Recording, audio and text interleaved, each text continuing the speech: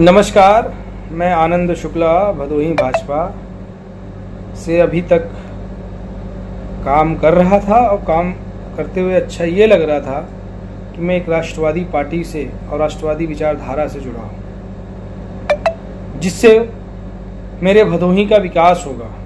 मेरे भदोही के में आए दिन जिला अस्पताल की जो मांगे चल रही हैं, डेंगू पुल की मांगे चल रही हैं, श्री रामपुर पुल घाट का बात हो रही है, विश्वविद्यालय की मांग हो रही है, चीनी मिल की बात हो रही है, केंद्रीय विद्यालय की बात हो रही है और भी अनेक प्रकार के जो विषय बिंदु हैं तो उसको भी पूरा किया जाएगा। लेकिन जो विगत पिछले कई वर्षों से बार बार गलतियां हो रही थी, वही गलती 2024 में भी भारतीय जनता पार्टी ने किया है। और किस कारण किया, ये भारतीय जनता पार्टी का शीर्ष नेतृत्व ही जाने क्या सोच के दिया है। क्या भारतीय जनता पार्टी के पास भदोही लोकसभा में उस जाति या उस समुदाय या पूरे भदोही लोकसभा में से एक भी कार्यकर्ता नहीं मिला जो पार्टी के सिंबल पे चुनाव लड़ सके, पार्टी के लिए मेहनत कर सके, कार्यकर्ता उसके लिए मेहनत कर पाए।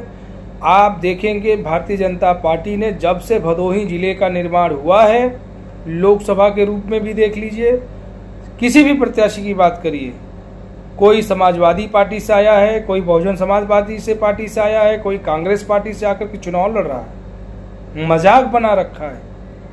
प्रशिक्षण देना होगा कार्यकर्ता के नाते तो कार्यशाला का नाम लेकर के दो दिन का एक दिन का कार्यशाला लगाया जाता है कि इसमें से प्रशिक्षित कार्यकर्ता को आगे राजनीति में आगे करना है। लेकिन जैसे ही चुनाव आता है तैसे ही आपको समाजवादी के प्रशिक्षित स्वयंसेवक, हम लोग तो कोरस्पोंडेंट वाले ट्रेनिंग है, ऐसे ही राष्ट्रीय स्वयंसेवक संघ में भी कि प्रशिक्षित स्वयंसेवक निकलेगा तो भारतीय जनता पार्टी का कार्यकर्ता बनेगा, भारतीय जनता पार्टी का एक अच्छा प्रतिनिधित्व करेगा।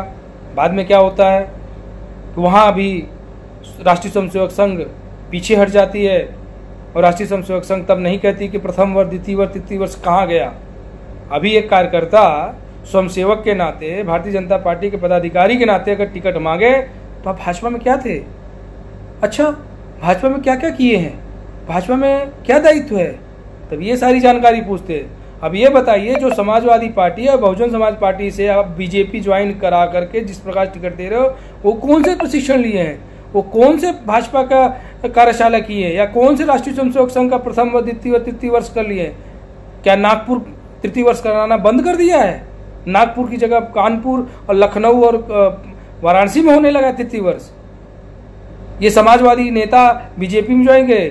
जिस समाजवादी नेताओं को हमने भारतीय जनता पार्टी में रह करके कि ये चोर हैं, ये डकैत हैं, ये भ्रष्टाचारी हैं, ये हिंदू विरोधी हैं, और आपके आते ही ये बहुत शरीफ हो गए। ये तो वही हरिशंकर प्रसाई वाला भाषा हो गई कि भेड़िया ने मांस की जगह अब दूध खाना शुरू हो गया, क्योंकि वो लाल नीले पीले सियार कहने लगे कि भेड़िया बदल गया है।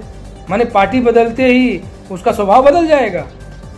आप ही बताइए, भदोही जिले में जितने भी आए हैं इस समय प्रेजेंट में विधायक हैं, बताइए कहाँ के हैं? चंदौली से तड़ी पार व्यक्ति भदोही में 2015 में बीजेपी ज्वाइन करता है, 2 बार से विधायक है, वो भाजपा बताएगा।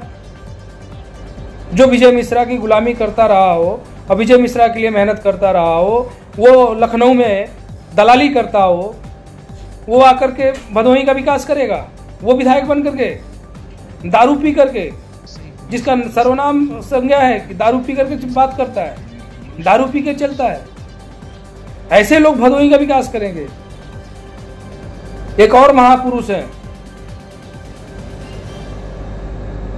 स्वामी प्रसाद मौर्य के साथ बीजेपी ज्वाइन किए थे, 17 जीते 22 हारे। बाद में जिसके व्यक्ति निकले, लोकसभा मांगते मांगते चले गए, विनोद बिंद के गोदी में बैठ गए, भदोही के थे ना।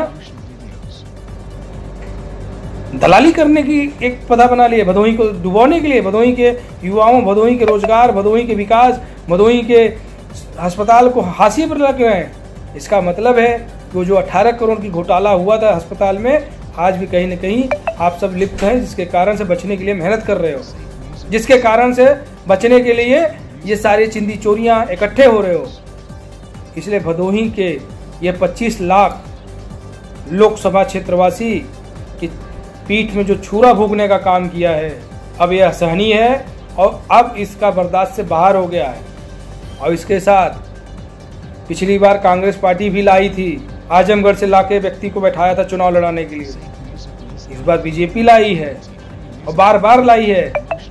और इस बार जो ये गठबंधन की जो इंडिया गठबंधन से भी बाहरी प्रत्याशी आए हैं ना कि मैं ब्राह्मण चेहरा हूँ, मुझे ये भी नहीं चाहिए। भदोही का ही बालक, भदोही का ही बेटा आपके बीच में बस आने वाला है और वही चुनाव लड़ेगा। और उसी के जिताने के लिए सभी भदोही वासियों से विनम्र आग्रह है, अगर सचमुच भदोही का विकास चाह रहे हो, सचमुच भदोही का उत्थान चाह रहे हो, सचमुच भदोही के युवाओं के भविष्य का संवारना चाह रहे हो, तो आप सबको एकत्र होकर के भदोही के बालक को जिताना में सहयोग करना है। बहुत हो गया बाहरी वाला। हो सकता है इस उद्देश्य में कुछ राजनीतिक, कुछ व्यक्ति विशेष कानून का हथकंडा अपनाएंगे, अपना करके ये कोशिश करेंगे कि इसको परेशान किया जाए, इसको डिस्टर्ब किया जाए, इसको बर्बाद किया जाए। लेकिन डरना नहीं है, लग करके काम करना है। हम विरोध नहीं कर रहे हैं, हम बस विरोध ये कर रहे हैं, जब भदोही का व्यक्ति प्रत्याशी नहीं बन सकता तो भदोही के बाहर आज से आने वाले भदोही में आयातित लोगों को हम सांसद नहीं बनाएंगे। बनेगा तो भदोही का बालक बनेगा, चाहे निर्दलीय ही बने, और बनाऊंगे। अब ये देखे, लगभग 3 दशक हो गए मुझे देखते देखते, 3 दशक यानी 30 वर्ष।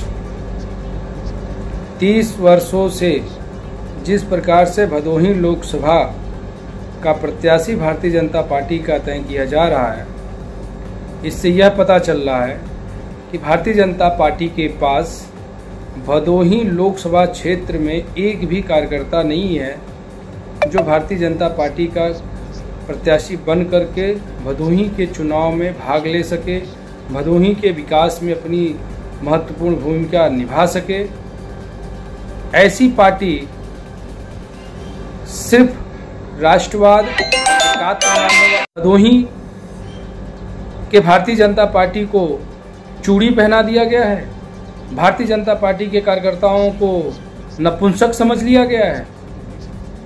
ऐसे अगर नपुंसक अपने को नहीं समझ रहे हैं, अपनी गरिमा को, अपनी आत्मसात को और अपने स्वाभिमान को अगर भदोही जिला सचमुच रखती है, तो भदोही जिले के किसी न किसी कार्यकर्ता के चुनाव में भदोही के कार्यकर्ता को, भदोही के बालक को, भदोही के बेटे को जिताने में आगे आए। इस प्रकार से इतनी बार झेलना है। आज तक जितने जनप्रतिनिधि बने हैं, एक भी जिला अस्पताल की बात कही, एक ने भी टोल प्लाजा, जो भदोही और अहड़िया के बीच में 2-2 टोल प्लाजा है, केंद्र सरकार रेल और परिवहन विभाग ने बार बार कहा कि 60 किलोमीटर बाद होना चाहिए। इस 30 किलोमीटर के रेंज में इतने बड़े टोल प्लाजा 2 की आवश्यकता क्या है? एक 200 से ऊपर रसीद कटता है, एक 180 रुपये कटता है। जिले में एक भी अस्पताल सही से नहीं है, जिले में एक केंद्रीय विद्यालय नहीं है, जिले का चीनी मिल बंद है, जिले का कालीन उद्योग जो गांव-गांव में गरीबों के लिए रोजगार था, दोपहर के समय भोजन के बाद वह रोजगार करते थे बैठ करके कालीन उद्योग का, वो आज कालीन गांव-गांव से खत्म कर दी गई है। कौन सी विकास की बात हो रही है? ये बाहरी नेता हर पार्टियां ला करके पटक दे रही है। कभी बीजेपी ला रही है, कभी सपा ला रही है, कभी बसपा ला रही है, कभी कांग्रेस ला रही है, अब एक टीएमसी भी आ गई है। क्या भदोही के नेताओं में दम नहीं है? भदोही के लोगों में अपनी आत्मसात और आत्मविश्वास को जगाने के लिए मैं चाहता हूं कि आप सब आगे आएं, अब भदोही की विकास की बात करें। बहुत हो गया ये इस तरह की छोटपन की राजनीति। एक तरफ कहते हैं हम राष्ट्रवाद की बात करते हैं, दूसरी तरफ राष्ट्रवाद के नाम पे भदोही का एक भी कार्यकर्ता नहीं दिखता, उसकी भी राष्ट्र में सहभागिता हो, न संघ में न भाजपा में। जितने भी हमारे पूर्व जिला अध्यक्ष भारतीय जनता पार्टी के हैं, एक भी कार्यकर्ताओं को क्षेत्रीय टीम में नहीं जगह है कि क्षेत्रीय मंत्री या क्षेत्रीय उपाध्यक्ष, क्षेत्रीय महामंत्री बनाया गया हो, न प्रदेश में जगह दी गई। और बातें हो रही है कि हम विकास की बात कर रहे हैं। भदोही को उठल्लू का चूल्हा समझ रखे हैं, भदोही को आयातित समझ रखे हैं। अब भदोही का युवा बर्दाश्त नहीं करेगा, बहुत बर्दाश्त हो गया, बहुत सह चुके। हमारी उम्र भी 38 साल होने जा रही है, 38 साल में एक भी रोजगार नहीं दे पाई है। एक भी हॉस्पिटल सही से नहीं दे पाएगी इलाज कराने के लिए। आज भी मैं अपने घर की बहू बेटी को लेकर के इलाहाबाद के प्राइवेट हॉस्पिटल में जाना पड़ा है। भदोही में अस्पताल नहीं है, तो मैं अपनी घर की बात बता रहा हूँ, बाहर की बात छोड़िए। तो ऐसे नेतृत्व का मैं बहिष्कार करता हूं, ऐसे जातिगत समीकरण का भी बहिष्कार करता हूं। यदि जातिगत वोट देना था, जातिगत मतदान करवाने के लिए प्रत्याशी भारतीय जनता पार्टी को बनाना था, तो भारतीय जनता पार्टी को चाहिए था कि भदोही के किसी न किसी को देना चाहिए था। भदोही में भी हर प्रकार की जाति है, हर प्रकार के समाज है। यदि आपको ओबीसी देना था तो भदोही से भी कई बिंद थे, भदोही में से देते। चंदौली से ला रहे हैं, मिर्जापुर से ला रहे हैं, बलिया से ला रहे हैं, खाना बदोश समझ रखा भदोही जिला को। अब नहीं सहनीय है। मैं क्षमा चाहता हूं माननीय प्रधानमंत्री जी, इस प्रकार की राजनीति अगर करना है तो भदोही अब सहन नहीं करेगा। बहुत झेल चुके हैं।